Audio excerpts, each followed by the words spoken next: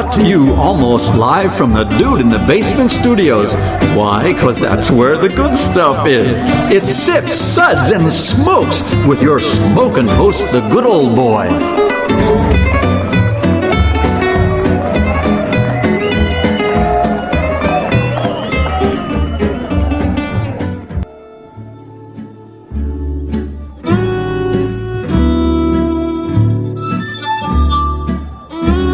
Suds, Suds, Suds. It's time for more Suds.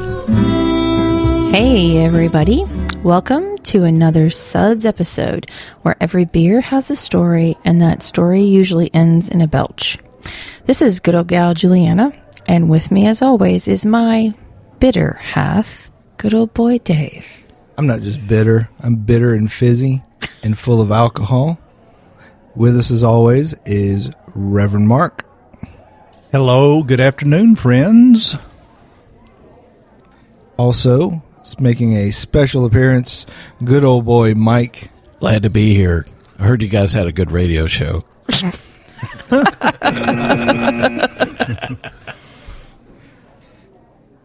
Next to Mike is good old boy Kendall. Hey, everyone. Happy to be here again. I don't think anybody believe that. Have more beer. That's what you need.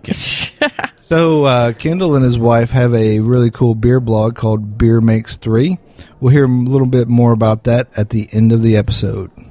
Yay. Yay. Today's episode is brought to you by Peabody Wine and Beer Merchants in lovely Boone, North Carolina. They carry the largest and most eclectic selection of wine and beer in the Southeast. If you can't get up the mountain, get to them online at www.peabodyswineandbeer.com. Hey, Dave. Aren't you supposed to put in a Pat Boone reference here? Well, you know, I would, but I've been getting some nasty emails from his fan club, and they've threatened to go medieval on me if I don't stop. And I'm pretty sure a few of them were alive then, so I'm just going to hold off this for a little while. Please sign my bet. Wow. Does that mean you have to take off your white patent leather shoes? Nothing can make me Maybe take they off. give out free beer if you show up with a Pat Boone record at Peabody. I think it would be like maybe ginger ale or prune juice. I don't know. Wow. Not a lot of beer drinkers in that group. You may be right. Okay. Our Suds segments are all about beer, and you guessed it, more beer. Today we're doing a show and tell. Each host has brought a beer or two to discuss. We'll take turns introducing our beer and giving our tasting notes. Then everyone else will take turns giving their tasting notes, rating the beer, and mocking the person who brought it in case it sucked. Today, we'll be discussing Simple Perfection. We're talking about me? No, dear. You're just simple. Actually, we're discussing great beers with the simple grain bill. Nothing fancy, no crazy techniques, no additives, and just a straightforward hopping schedule. Beers that are made to be refreshing and not an obstacle course for the palate. Palate obstacle course. Sounds like an event in the Redneck Olympics. Absolutely. Probably some event in Alabama. And once again. Absolutely, yes. You know, I hate to break up this highly intellectual discourse, but I've prepared a few remarks about the beauty of simplicity. Yes. Yes, Reverend Mark. Thank you so much. Please, go right ahead. Well, without a doubt, you know me. I am very impressed by the massive explosion of boutique beers for which we'll all gladly pay $25 or more for a 750 milliliter bottle of extravagant goodness. And yeah, I'll be one among many to stand in a long line at the GABF to savor a 1 ounce pour of the newest oak-aged coffee, cocoa-infused Imperial Porter, cold conditioned with Madagascar vanilla beans. Wax top. Yes. Wax top necessary. It's a requirement. Got to. You can't charge $20 and not get a wax top. color coded wax top. And yet, I'm insisting here that there is something that has to be said about the quafical magnificence of a classic session beer. Is that a real word? I'm They're sure. like Dave, add that to the clavicle. dictionary. Quafical. Quafical. That's right. Quafical, chuggable, Chuggable. Juggling. Juggling. Barnhouse. that's Barnhousey. There we go. Got them all. All Well, right. that's what the guys over on Greek Row told me anyway. And of course, you believe them. Yes, I do. They're my primary source material. And yet I think that as we talk about the quafical magnificence of beer, I don't think that you get anywhere closer, on many days at least, when you hone in on a classic session beer that's simple, clean, and unpretentious. Now, a little background might be in order here in terms of us thinking. Cue in the monk music, by the way.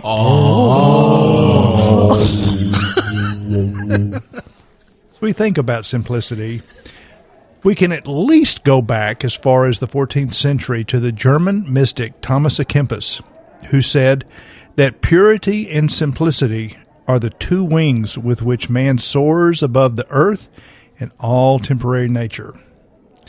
And so, at least today, let's raise a glass, or maybe a chalice, wouldn't you say, to Brother Thomas, and to affirm that purity and simplicity are the two wings with which all malted libations soar above the beer world of mediocrity and pretense. I heard he was convicted Cheers. on 4 HUIs. He was horsing while intoxicated. Nice. Dirty. Yeah, I think they still have a warrant out for him somewhere.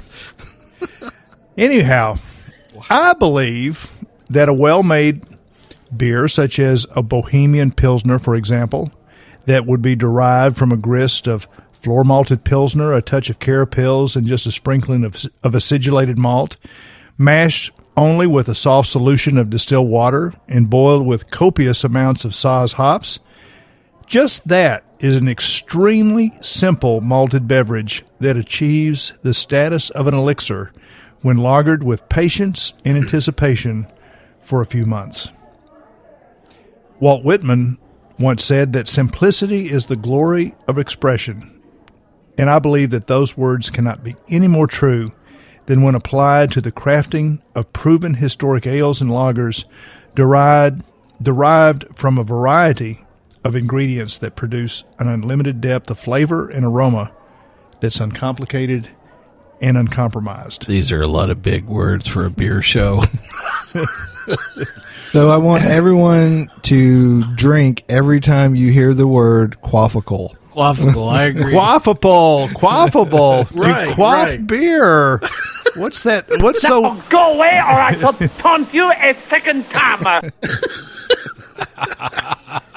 Okay, when I put this together, guys, I was in the beer library, okay? So I think you're about 3 books deep.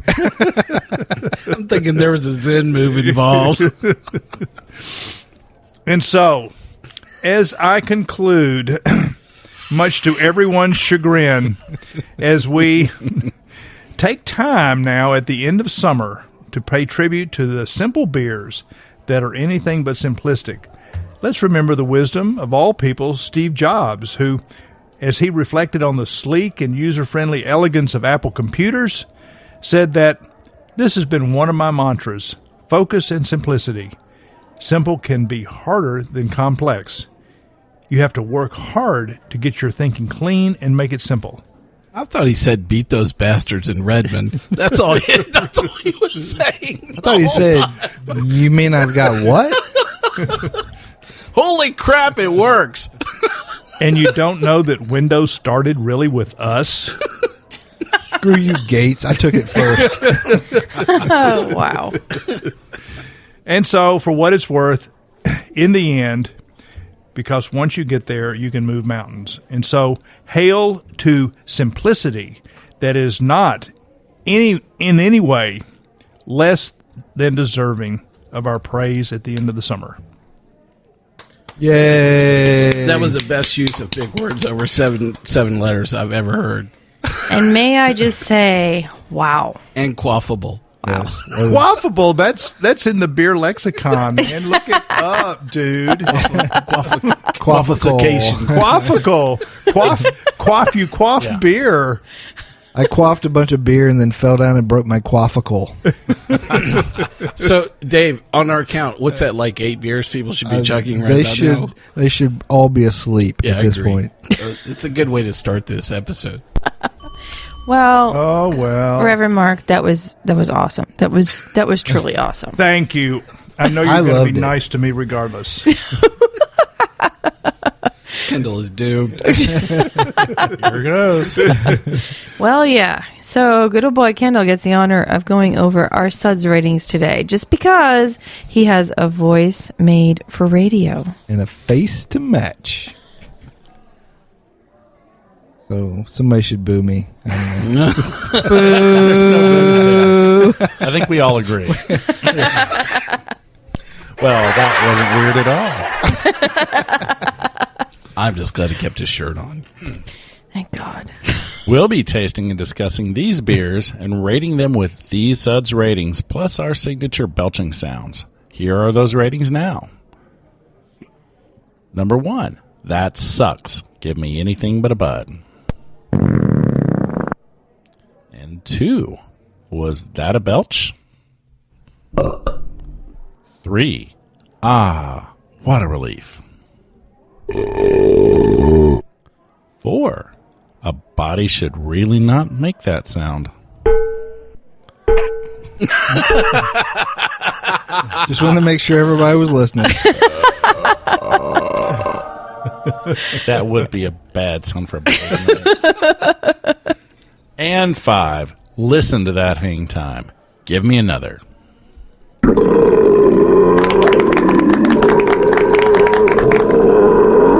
You know, Dave, I'm glad that you played, brought more cowbell, because with quafication and more cowbell, this is going to be the best beer show we've done in quite a while. So, what's that, 9 beers? I gotta have more cowbell, baby. Guess what? I got a fever. And the only prescription is more cowbell. So, quafficle. Hey, I needed to play that for a second so I could count all the quafficles. I think it's 9. I just said it again. And then I think I just said it again. Yeah, About so 10. we're almost at a dozen Case and a quafficles. half. Yeah. So We're going to be out before we even get to talking about any beer. I hope no one has to drive anywhere after this. You quaff a beer when you turn up a can and punch a hole in the other end. I think that's called a shotgun. Ask Kendall. He's the expert. I still have that goal of doing a crowler one day. Oh, gosh. I It's have coming. the goal of watching you. Oh, my gosh. Okay. Well, let's get to some beer, okay? First up is going to be good old boy Dave. Dang, why do I always have to go first? Because you're to my left. Your stage left, buddy. Yeah, right. man. Okay, so what are you going to talk about? I'm going to talk about Mama's Little Yellow Pills from Oscar Blues. Oh, do tell. So this We've is been they have been there, and I'm sure they'll tell you all about it. Actually, this is a really good example of a Czech Pilsner. I've never been to Czechoslovakia, or the Czech Republic, as it's probably now known. But I have drank a lot. Is that drunk? You've drunk. Drink? Well, I am drunk. I don't and know ossifer. People in Alabama don't know Dave. I have A touch of sarcasm as he said, I have quaffed a lot of Pilsners. There you go. So, see, I can learn stuff. Not often. And not much. And not for very long. But the thing I like about Mama's Little Yellow Pills other than how they make you feel when you take them from her purse, is that there's not a lot of adjuncts in it, so it's not like an American style Pilsner where you get the corn or maybe even some rice or something. It's all base malt, Pilsen malt, and then just the noble hops that are in there. It's very clean, very drinkable beer, and I just think it's a good example that everyone should try. It's great warm weather beer, and I like it. So there you go. Take that. Okay, well, rock on. Well, adjuncts. You said adjunct. That's an awful big word. I agree. That is the ninth That's an awful big in word. This episode already. I got adjuncts in my trunk. Is there a test at the end of this episode? I think I'm underqualified to participate. Wow. So, Reverend Mark, what did you think of this beer? Oh, I think it was. It was adjuncty. Adjuncty. Okay. First of all, I'll give them all the points possible, which doesn't add up to much, but it still counts for something. For the brightness of this beer, it's beautiful to look at. But God help us when we drink. No, it's really, really good. I found that it has a little mineral aspect to it, though, that I found to be interesting. When I had it earlier and it was really cold. I concur that I think it's really true to the style that's been described, and I think certainly fits within the general theme of our conversation today about simple goodness. So I'll give it a 3. A 3. Oh, what a relief. Good old boy, Mike. So happy to have you at the table. Thanks. I'm glad to be sitting here in this position anyway. So Oscar Blues, a really great brewery in Fort Collins. And I've had a chance to, go to the brewery. A lot of people tend to know their Dale's Pale Ale is probably the thing they're most famous for. Mm-hmm. And this and Little Mama Pills were, I think, probably 2 of the cans that they actually dropped first in a can. Mm-hmm. I think they had a couple of taproom only offerings, but this is very widely available. And there's a good reason why, because this is great beer. My tasting notes on Mimel. It's a mighty big word. Thanks, yeah. I appreciate that. That is the third word we've made up during this episode. Can you spell? There's a consistent theme always. So, Mama Little Pills. I wrote it's a classic, full throttle, full bodied, and full flavored. This is definitely a beer that you want to pick up. If you probably had more than 2 of these, I'd be really surprised. It is very filling with all of these, very full flavors around it. Yeah. I think to sit down and say you would have a whole 6-pack of that, I'd be pretty surprised that somebody could actually do that. Sounds like a challenge accepted. Yeah. Challenge accepted. I like that. Well, what can I say, Oscar Blues, to ship us off a case? Kendall and Dave are up to the challenge, It's on, buddy. Yeah. You can do it. I'll sit on the side with Reverend Mark and we'll count the words quaffable, through the whole event itself. My suds rating for Mama's Little Yellow Pills is a 4. Wow. A body should really not make that sound. Good old boy, Kendall. What did you think? One of my favorite Czech Pilsners. There's a few good ones on the American market. Every time I drink one, I have to think about the classic, Pilsner Urquell. And, what are the flavors from that? And then I expect in this. Sure. And I'm getting a little bit of that spicy, earthy hoppiness that I like out of those true Bohemian Pilsners. And just a rich, bready malt. It's a really great beer. And Oscar Blues is just cool people. Mike mentioned the brewery in Fort Collins. We've also been to the brewery in Brevard, North Carolina. Just great people making great beer. And one of the first crowlers on the planet. Yep. Yeah. They had one of the first steaming machines. It's actually right there at Oscar Blues. Yeah. Oh, that's cool. That's cool. Just great stuff. And this is a good beer. I enjoy it. I drink this on a regular basis, and I'm giving it a 4. 4. A body should really not make that sound. See, Juliana, you see how I delivered that? That was like the flow of such credible BS that you absolutely believe that I actually knew who shipped the first Crowler. Well, it could have been You them. just bought it, look, Sorry. lock, stock, and barrel. You know? BS does flow very well it from does. I'm telling you, it's all how you deliver it. Okay, look, I'm married to one. You know, Dave, you're up to the task. You know, I'll teach you, man. Wait a minute. What? Who is this guy? Exactly. Okay, so my take on this beer is I'm pretty much resonating what you guys say. I really I liked it, and when I think of an American version of a Czech beer, this is it. I mean, like you can't go wrong with it. It's got that sharpness to it, it's sharp and it's clean, and it is very quaffable. Very quaffable. Thank you. Yeah. And I could see myself downing a few of these, but you know, that's me. I live large in many ways. But this is a really good, you know, for those that want to go with an American version of this beer. Of this style. This pretty much is the standard, I think, anyways, for this style. And I gave it a 4 as well. A body should really not make that sound. So, best Czech Pilsner in the U.S.? At least it's served in a can. Yeah. Did you guys go for that? Yeah. I would. Yeah. Well, there's not many great ones, but Yeah, I this know. is at the top of the heap. Yeah, this is. I'd much rather have one of these than probably several that have been shipped over on a boat, been stuck in 20 different, temperatures, and I mean that's one of the things I like about this is the quality and freshness of it. Yeah. Yeah. No, I mean, I don't want to take away from how great it is, but it's not like a lot of people are making it, though. Yeah. I mean, it's like, saying I'm the best looking guy in this room. Come on. Well, there's that.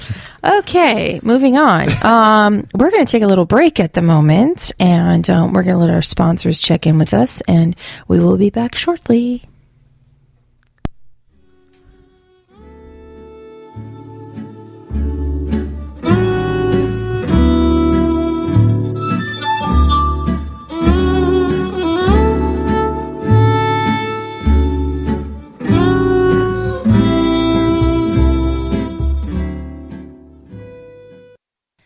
Hey guys, welcome back to our show and tell episode. Next up, Reverend Mark, what are you going to talk about? Nothing other than the McKiller Low Life. Low Life, the Bohemian I Pills. think you mean Evil Twin. Wow. I can't believe that I... Nice. He wanted to be on Team McKellar. That shows you which brother I'm leaning toward. There you go. I like that. Same DNA. I swear, I know that. But Radio history right there. I love it. Same DNA, man. These you guys were right are there. just like, That is funny. they're like going at it with each other. So I just... You want me to cue you in for that again? Take 2 and 3, 2. My beer of choice today is Evil Twins. Low Life. A Bohemian Pilsner. And I think maybe one of the 2 or 3 best that's domestic. And I will say, though, that the sample that we had today came from a bottle, and I had it earlier this summer in a can. Oh. And I really am starting to think, especially for these, lighter, more delicate beers, that canning is The way to go. But this is good. This is very good. It's a little cloudy, the one I'm looking at right now. Mm-hmm. A little residual sweetness that I didn't expect, and that I don't remember from other samples that I had this summer while on the beach. But I think that for the most part, it's dialed in correctly. There's definitely this Saaz thing going on in there with ample hopping that is very prevalent. I think that they may have, and I really need to look into clone recipes that might bear this out if they don't disclose their own, which is doubtful, that there seems to be a little Munich going on in there, a little kind of a residual malt sweetness. So I have to say that today's particular tasting was not up to what I had recalled from a few months ago, and I've had it along the way. So given that, even though I think it's a really, really good beer. So you think the can is better than the bottle? I do. Okay. Cool. So I'm going to give, for today at least, this particular Evil Twin Low Life a 3. Okay, so you're supposed to just talk about it, but that's okay. All right. Oh. So, what a relief to that. It's Reverend Mark, okay? He gets a pass. True. He's been quaffling. Right. Quaffling. Yes. Oh, you guys are going to be rating the beers. That's We right. are. Okay. Yeah. But don't let my bias in any way. Don't let all the things I just said, sway you in any way. okay. So, good old boy Mike, what are you thinking about this beer? Low Life from McKellar. I mean, Evil Twin. It's really awesome. Darn it, Reverend Mark. Hey, again. All right, so here are my tasting notes here on Low Life from Evil Twin Brewing. I wrote down that it was kind of orange, sweet, almost like a Tangelo, kind of sweetness around it. Had a kind of a coating finish to it as well. I actually wrote down the word disappointing. My SEDS rating for Low Life from Evil Twin is a 2. Oh my gosh, was that a belch? I think it was. I guess so. Maybe the other brother would have made a better beer. Whoa. Oh, that's why this was wishful thinking when I said McKellar, you see. Those fighting words. Yeah, I'm all right with that, This is an Evil Twin house. All right, Hey now, so you know. it is not. We're divided, buddy. Oh, That's right. Okay. The family feud continues. It does. I'll be out in the Evil Twin garage, sleeping on the Evil Twin couch. Pretty much. Mama's little yellow pills. All right, good old boy Kendall, what did you think of this beer? Some of the things have already been said. I thought it had a sweeter malt than a lot of the other Pilsners we've had, but not a lot of the hop bitterness I want out of that to balance that out. And I thought it had a very creamy mouthfeel, which is something that good old boy Mike just said, that he thought it was just a little, how'd you say Coating. that? Coating, yes. So it seemed a little different than a lot of Pilsners, which finish kind of, crisp and clean. Not this. So yeah, I'm right there with good old boy Mike. I wasn't that impressed. I usually expect more of Evil Twin, and I'm giving this a 2. A 2. Was that a belch? Man, see. Oh, wow. You two are not going to sit next to each other. You see, I anymore. set the bar in the middle, and it's going down. So there you go. All right. Sorry about that. No, Blow it off, that's didn't fine. Well, Mark set the bar at 3, and the other two fell over it. Pick them up around 11:30. wow. I didn't think it was that bad. Yeah, it was a little sweet for me, in what I would expect from a Pilsner, and it wasn't as hoppy. Like I was waiting for the hops to kick in, and it wasn't. Would I call that a creaminess? I don't know. There was a slickness though on the tongue that was a little weird to me because when I think of a true Pilsner, I'm thinking of like crisp, very refreshing, and not quite lawnmower, but in that lawnmower-ness. It was not quaffable. Was it quaffical? It was quaffical. Yes. Drink. Anyways, I gave this puppy a 3. What a relief. Yeah, what a relief. I was doing stuff. Couldn't hit the button.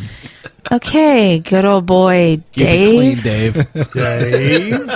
Come on, bitter half, fess up. So I love Evil Twin. Shepe is one of my heroes. But under duress and peer pressure, I will admit that this is not one of their better efforts. Yeah, I don't know. I thought it was pretty sweet too. It felt like maybe it just didn't finish.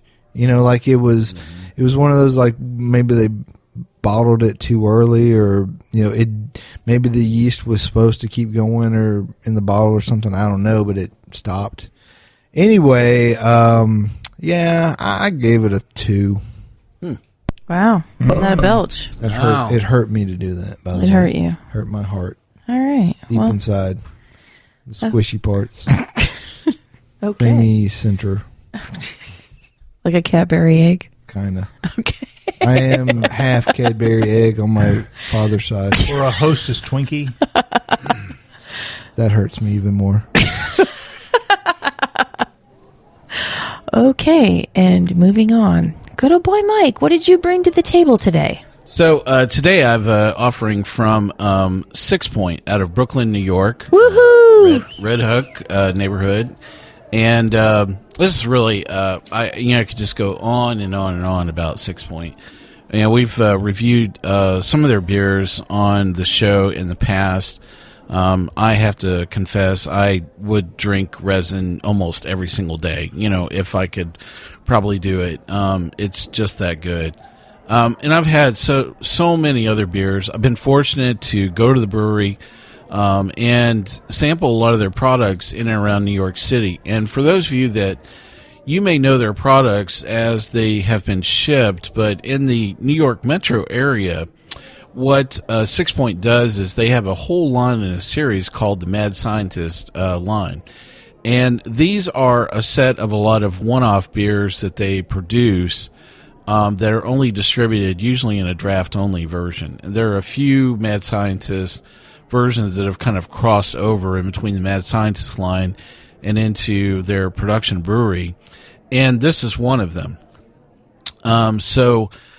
Which is really strange, because if the Mad Scientist line would be like, I'd like a almond jalapeno laced Tangelo lager pilsner.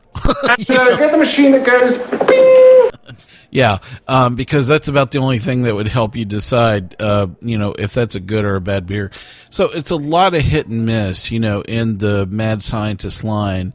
And they really take a lot of their consumers in the New York metro area a while to kind of figure out if this is something that they're going to reproduce, So this is a straight up Pilsner from 6 Point. The ABV on this is 5.4%. For those of you that are really sweating it, this is actually a very low cal beer. This is 162 calories. Oh man, yeah, that's awesome. But it's also half a can of beer. No, I'm just kidding. It's actually 320 calories. It's 162 calories per beer. Some of my own tasting notes on this. It's kind of light, grassy, has a dry finish off of it. I had a chance to meet Shane Welch, founder of 6 Point. Great guy. Really gives a lot of free reign, in the brewery itself. And this is what I call a great rendition of a great beer that they just kind of let loose on and kind of let the beer sing for itself, which is really great. A few of the quick tasting notes that I had here is that this is not a lawnmower beer. It's a little too dry, for me. I don't think I could sit down and again pound down, like 4 or 5 of these. Just doesn't kind of fall in that lawnmower beer category. So anyway, so that's an introduction to the Crisp from 6 Point.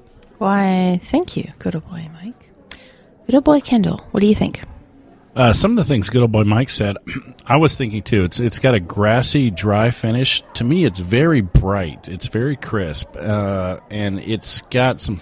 I'm picking up a little lemon and maybe even a little orange in there. Some floral and perfumey hops. That quaffability. There you go. Quaff. Yeah.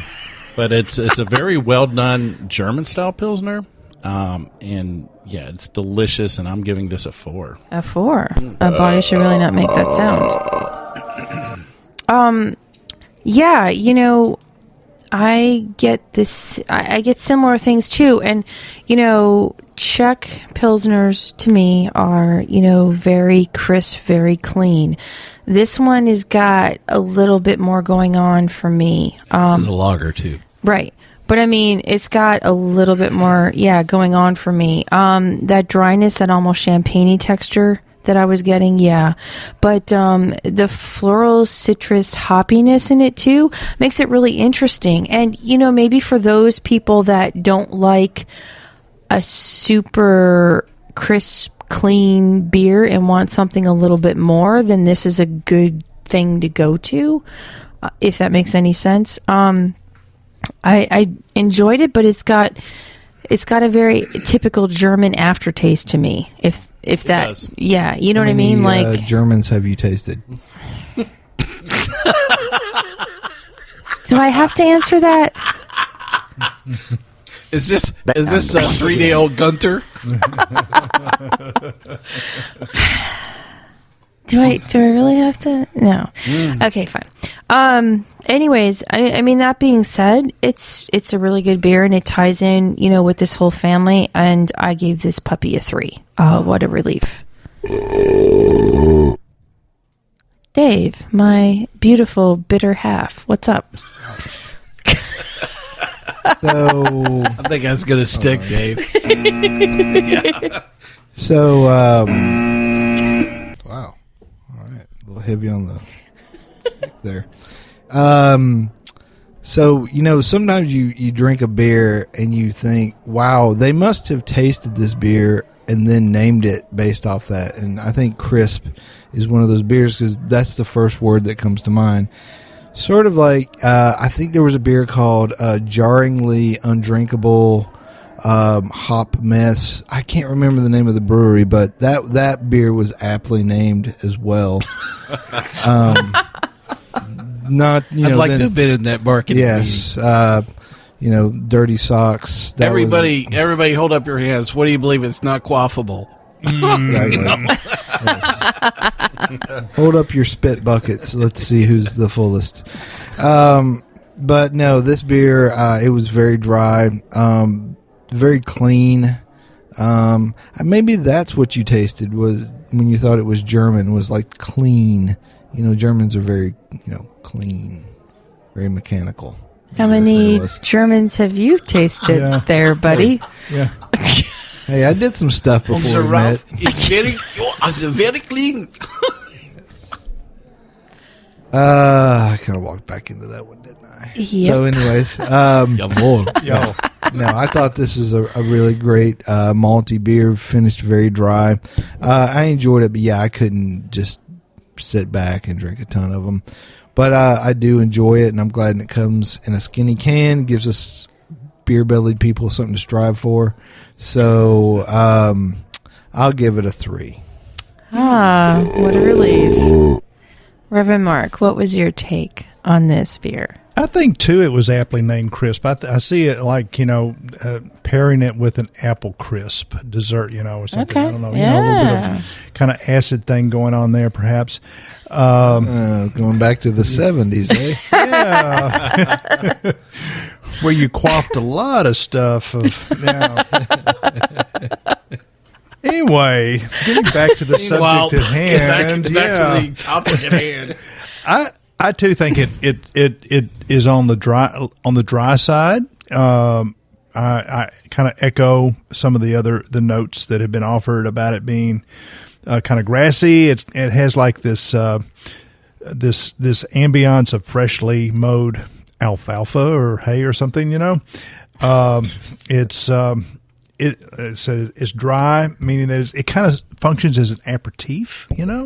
So it would be something that I could see drinking, with a meal. Even if I wasn't trying to complement a dish in particular, it would just be a really good palate cleanser. I think it's also would be one to drink if you are in, the tap room there, to drink in between the resins. Sort of like have a resin and then have one of these. Yeah, and I think it would also be good to share one like with your diet conscious friends, like my good friend Beyonce, somebody. Wow. Okay. He just snuck that in there. He did. Yeah. So she thought she lost 10 pounds, and then she looked behind her and found it. So nonetheless, I believe that this is one of the better ones I've had on this particular lineup, and I would give it a 4. Wow. Our body should really not make that sound. I was just waiting for him to say, and McKellar's, Yeah. you know, I was waiting for him to kind of charge into it that So we way. got I didn't see the quaffable- Beyonce move coming. That was something I just missed. Reverend Mark is tricky. know. He's very, very tricky. Yeah. So, Sneaky. good old boy Mike, what did you think of this beer? Oh, it He was my introduced beer. it. I introduced it. Oh, yeah, that's Yeah. right. I guess so. Okay, fine. You fell asleep. No, That's all I right. didn't. Okay, we're going to take a brief break again and let our sponsors say hello, and then we'll be back shortly.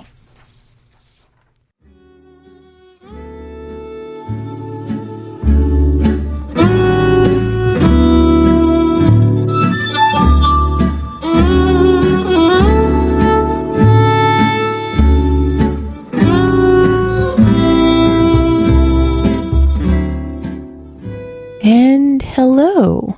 We are back again as we continue this episode on our, what are we calling this? We're talking about acid and Beyonce.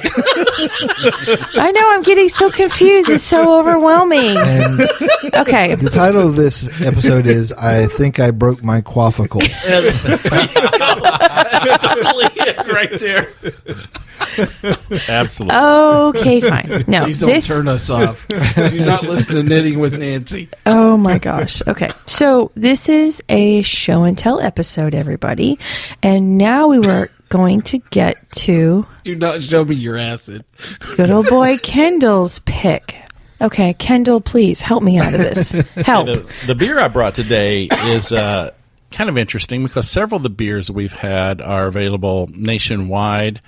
It's funny that a few of them aren't even available in Nashville. We had to take extra steps to get them. But the beer I brought is only available in the Nashville, Tennessee market. Yeehaw.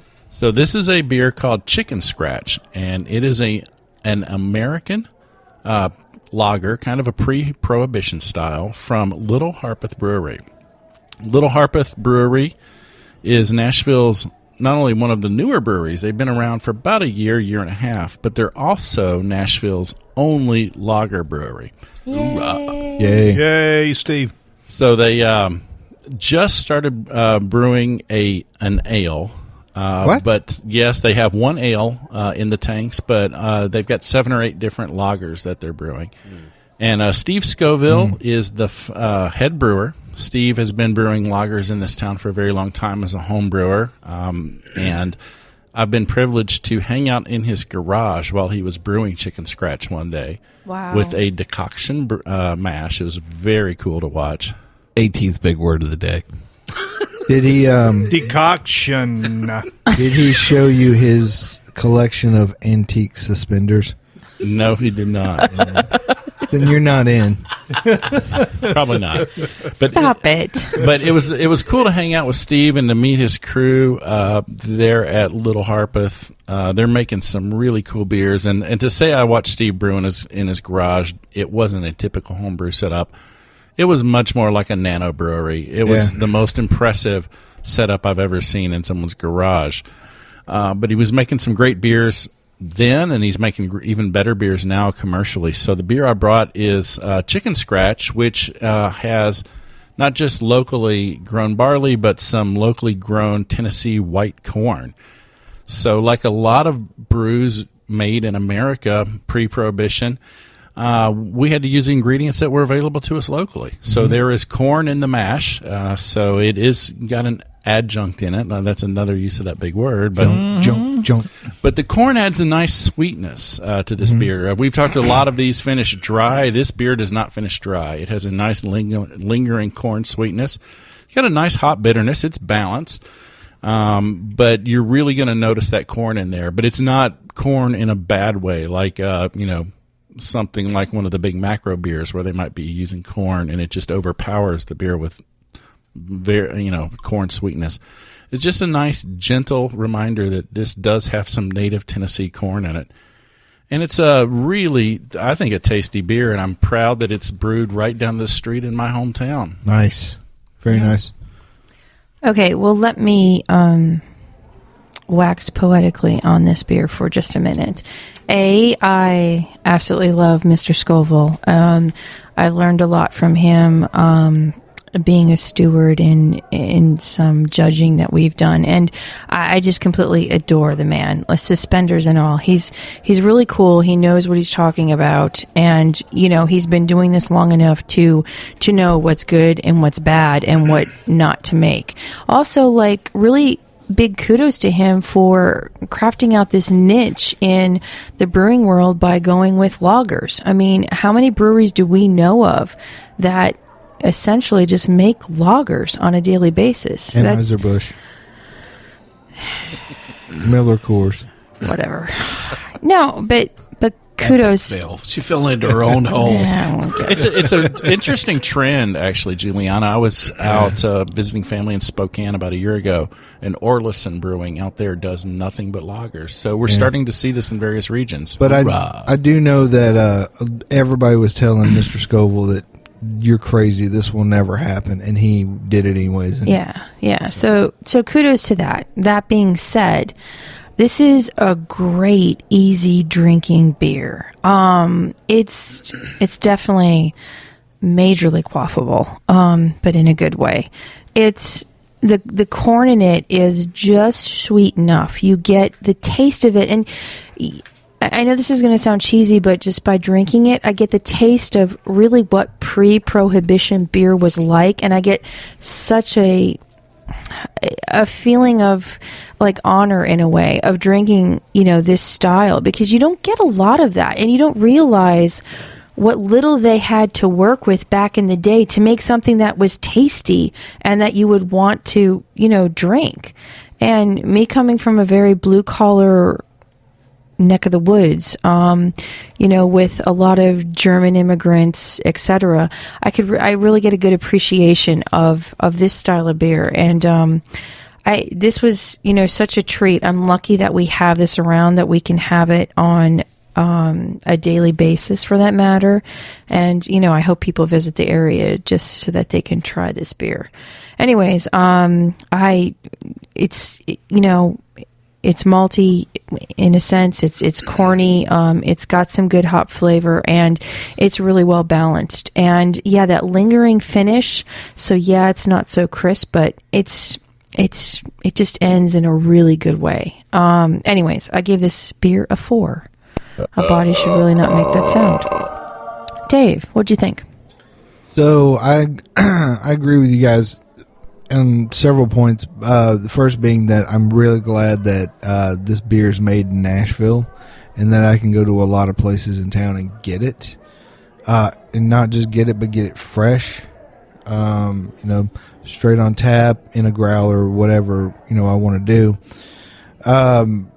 The other thing I like about this beer is that, for the reason that I like Little Yellow Pills is, for not having adjuncts, is why I like this one for having adjuncts, because I feel like it keeps the flavor to style, and it gives it a very distinctive, very authentic flavor, on top of just being very delicious to drink.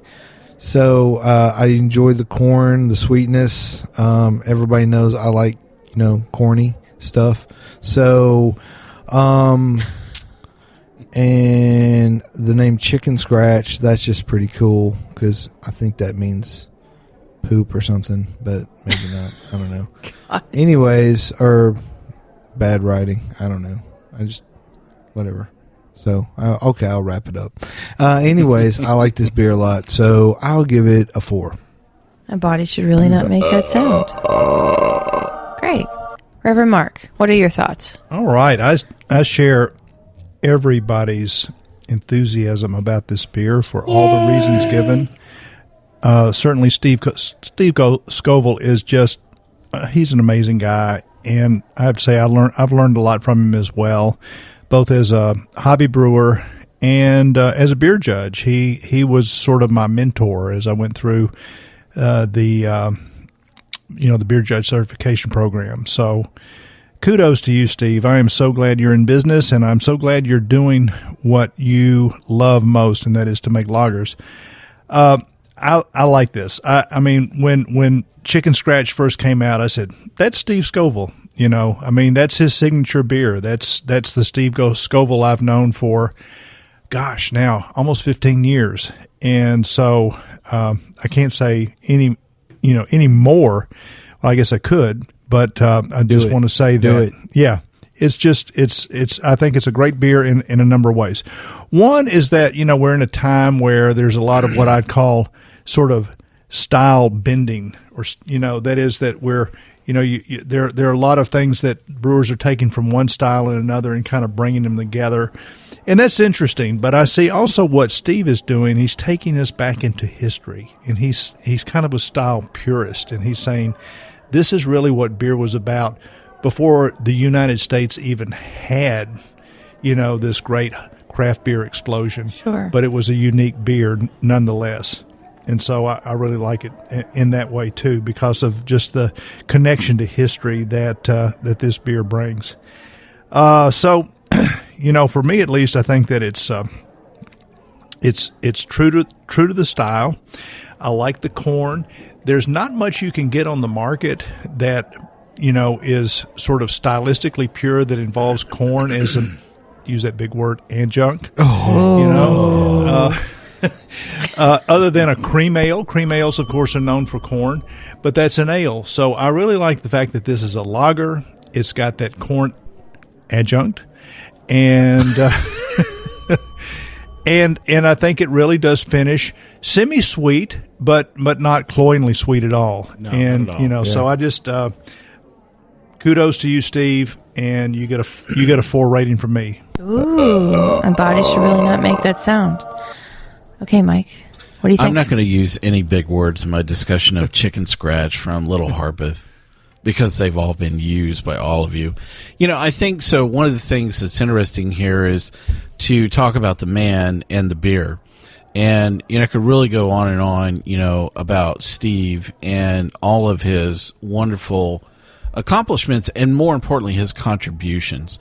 It's that last word that, really strikes me about Steve, is how much he really, reaches back into the brewing community time and time again.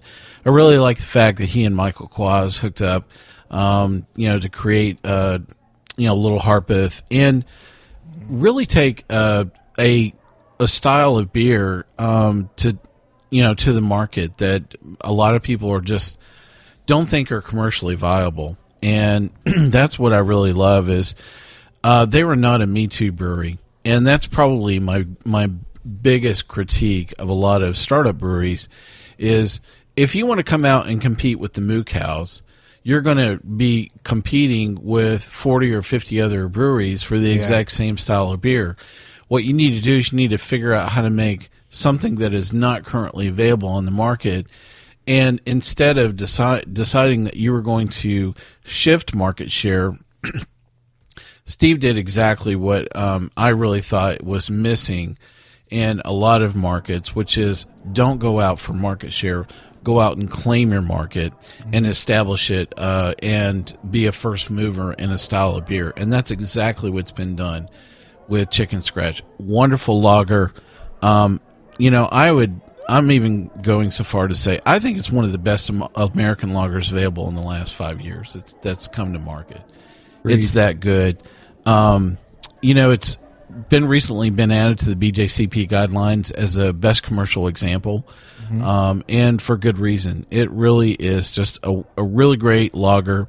My tasting notes are has a slight citrus aroma to it, elegant, crisp finish. I don't really ever say that word elegant, when I'm really talking about a lager. It usually has a crisp finish, but there's some elegant element, around the way that this beer just kind of moves off the tongue.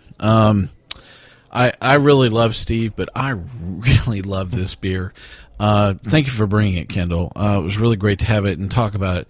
Both the beer and Steve here at the table. My suds rating for Chicken Scratch from Little Harpeth is a 5. Wow. Listen to that hang time. Give me another. Very cool. Very cool. Okay, well, now we're up to me. Okay, I think that's it for this Let's wrap episode. everything up, everybody. Oh, How fine. many big words can you use? Okay, I'm not going to use big words because I don't need to use big words for Just this beer. Lots and lots and lots of small ones. Whatever. So those of you that have been listening to other episodes know that I have an infatuation with Pretty Things. I think they're a very Not Pretty Things. Pretty Things, the brewery. Yeah. Pretty Things. Is that like Dave? Is He he married pretty? me. That's why. Absolutely not. Oh, gosh. Okay. Stop using big words and Dave in the same sentence. Whatever. Okay, so one of the things that I do love about Pretty Things Beer and Ale Project, to be technical, is that they are a gypsy brewery.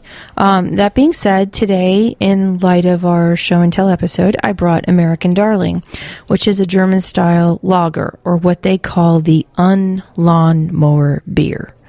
It is 100% Hallertau hops, and they use German malts. It is a 5.5% beer, and to say that I really like this beer is just being subtle. This to me is what reminds me of what Pretty Things is all about. They're making traditional beers in traditional styles, and it's crisp, it's light, it's malty, it's hoppy in all things that are good, and I really enjoy this beer, and I'm not going to say any more. Dave, help me. Well, I can't really help you. I love Pretty Things as well. I've enjoyed a lot of their beers. Unfortunately, this was not one that I really enjoyed. I found it kind of like the Evil Twin beer. I felt like it was very sweet. Really? Maybe a little bit sweet. And as it related to the rest of the flight, it didn't feel like a lager to me. For whatever reason. So, I gave it a 2. What was that about? Wow. Don't hit me. Okay. Enjoy the couch, Dave. Yeah, The really. evil My twin heart couch. is hurting. My heart is hurting.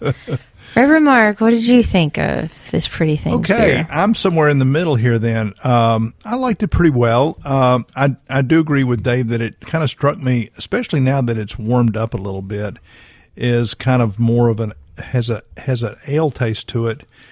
It doesn't strike me as a classic lager, but I do get the cleanness, of the attenuation of the beer itself. The hopping regiment seems to probably be, in accordance with what you would do with a lager. And so, I'll split the difference on it. I think it's good. It's probably quaffable. Rick. But I'll pull the pull the line up a little bit higher and give it a 3. What a relief. Okay. Good old boy Mike. So, Pretty Things, American Darling. I like Pretty Things, the brewery as well. In fact, I really love the Jack Dior Saison. Really great Yes. beer. Probably one of my, favorite beers that I've had, from them. And actually one of the early, offerings that they had. But the American Darling here, my tasting notes on this were 2 words, which is sweet and ick. I did not like this at all. In fact, my SEDS rating for this is a 1. Ouch. That sucks. Give me anything but a I bad. think it sucks. I think that's. Wow. I think it Okay. sucks. All right. Okay. Good old boy Kendall. What did you think? I picked up a lot of sweetness too. In fact, I wrote down honey. I'm getting honey in this beer as well as a malt sweetness, which is interesting because they called it a German style Pilsner, but I was thinking it was more Czech style just because it was much more malty and sweeter than I expected. Mm-hmm. Overall, it wasn't a bad beer. If you didn't tell me what style it was, I enjoyed it. Not very much hop bite to it, like I would expect from most Pilsners, but it still had a good bready character, and I was going to give it a 3. Oh, what a relief. Suck up. Pretty things, I still like you. I swear I do. I'm just on my own island. Okay, well, we had one more beer in our flight that was an extra beer that I just wanted to talk about briefly. And that is from Rheingeist in Cincinnati. And it is their Zen. Anybody want to talk about it? Sure. So I'll tell you real fast.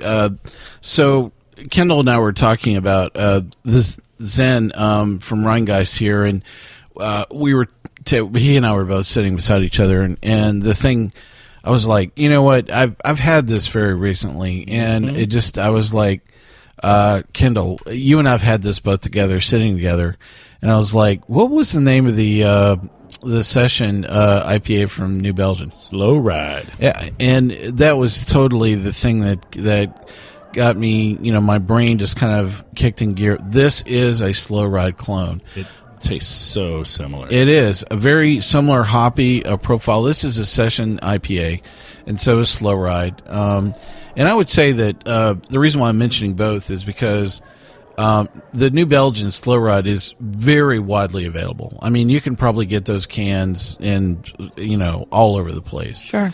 But the Rheingeist here is a much smaller distribution. Yeah. And so I think that if you're really looking for a session IPA, both of those are probably, really cool things to be in the wheelhouse. We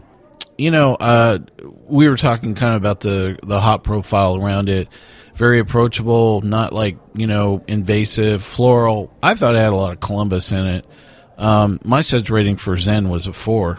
Oh, wow. A 4. I should really not make that sound. What'd you think, Kendall? Yeah, I've actually had a lot of Slow Ride. I was blessed with a free 12-pack of it about a month ago. That is So amazing. I've had quite a bit of it. Very similar beers, and I enjoy them both. I need to get to Cincy and try some of these beers. The beer scene up there is blowing up. Really nice session IPA. I was going to give it a 3. Okay, a 3. See What a relief. Columbus Brewing make a session IPA. Columbus Brewing makes Wouldn't that some be of the cool? Yeah, but they make some of the best double IPAs. In I know, the but country. can you imagine the Bodai, hop profile in a session style?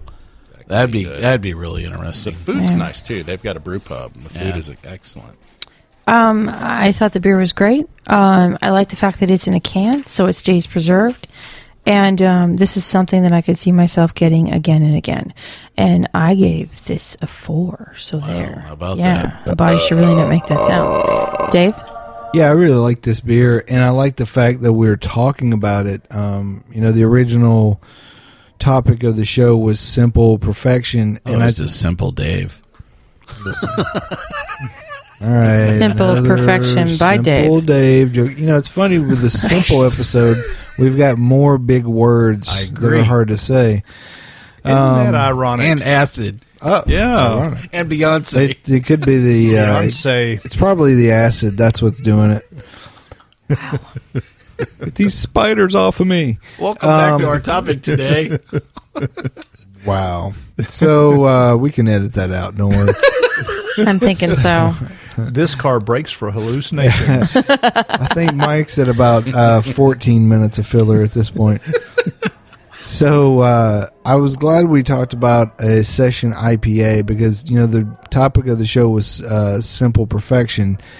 And I think generally you would mostly think about Pilsners or, American lagers or light lagers, very, low hop schedule, simple malt bills on when you're thinking about that. But I think a good clean single hop beer or a session IPA, I think you can find that simple perfection in lots of different styles. And I do enjoy this Rheingeist, and I gave it a 4. Everybody should really not make that profile sound. on this beer because we were speculating. Kendall's like, I think there's 5 hops in this. Let me... Don't look it up. I was just curious if somebody had done that. No, actually I have it. Okay, so it's 4.8%. It only has Mosaic and Cascade. That's Wow. surprising. Oh, okay. Yeah. Wrong. Yeah. I was thinking Amarella for some reason, but yeah. Sorry. Okay. Kendall. Come Well, on, man. I know Slow Ride has. Get your mind right. Reverend Mark, quickly, what did you think of this I'm here beer? to get your mind right. All right. It'll be interesting. I think this was a really good one to end up on, given the theme of our show today about simplicity. Simply because this is the first one we've talked about that's not a lager, and it is a session strength beer, and I really do think that honoring sort of at the end of the summer now, a time where so many of us who are beer drinkers. Really many days don't want to come home, at least right off the bat, and just take on a huge beer. And I think that in my own sort of beer lexicon of types of beer that I want at certain times of the day or certain times of the week, that oftentimes I will rate beers high or low according to what Garrett Oliver said years ago, who is with Brooklyn, he has the 4-pint test, which I think is still a really good way to think about beer. He said, ask yourself, can I drink 4 pints of this in a row? And I'll have to say that there are a lot of so-called extreme beers that we all love that we couldn't drink much more than 2 pints if you're lucky. But I think all the beers that we've had here on this table today for this show are pretty much, within that realm, that they're just really good, fast drinking beers. So anyway, as I continue to think about this Zen, I'll give it a really good rating, or at least as I see it, of a 4 for a quaffable beer. Your body should really not make that sound. Okay. Well, we hope you enjoyed this episode, and you can catch all of our episodes online, as well as on SoundCloud and TuneIn and Stitcher and YouTube and PRX and Spreaker, our native media host. iTunes and our own Android app, yay, are the easiest ways to enjoy the show on your phone. Just search for Sips, Suds, Smokes on iTunes or in the Google Play Store. We love your feedback, and you can reach us online at info@sipsudsandsmokes.com. Our daily tasting notes flow out on Twitter every day at SipSudsSmoke, and our Facebook page is always buzzing with lots of news. Do us a favor and take the time to rate this episode. If you are listening to us online, that's a big way to help us, and we get to see your feedback as well. Hey, Kendall, tell us about your blog. My wife and I blog about beer at beermakes3.com, where we share the good news of good beer. Yay! Well, I want to thank all of our co-hosts for being here today with us. Good old boy Dave. Hey. Oh, Okay. wait, we're saying goodbye. Sorry. Hey, thanks, everybody. It was great to be here. Wow. Reverend Mark. Goodbye, friends. Good to be with you. Good old boy Mike. Enjoy good acid, Beyonce, and always have great beer. And That's keep on quaffable. sipping. That's quaffable. Don't break your quafficle. Wow. Good old boy Kendall. Cheers, everyone. Always drink good beer. Okay, and I am good old gal Juliana, telling you to keep on sipping.